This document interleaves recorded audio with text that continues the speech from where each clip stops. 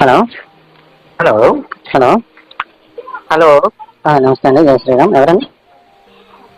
నేను చెన్నై మాట్లాడుతున్నాను. ఎవరు? చెన్నై. హలో, చెన్నై మెడ్రాస్ నుంచి మాట్లాడుతున్నాను. ఓకే, చెప్పండి. మీ పేరేం పేరు సార్? నా పేరు పని రాజేష్ అండి. ఏంటి? పని రాజేష్. ఈ ధర్మ పోరాటం అనేది మీరు పెట్టిందా? అవునండి, అవును. ఎవరో పాస్టర్ గారు 33 కోట్ల పేర్లు అడిగారు కదా, మీకు తెలుసా? తెలుసండి. ఏం పేరు 33 కోట్లు అంటే ఏం పేర్లు తెలుసా పేర్లన్నీ?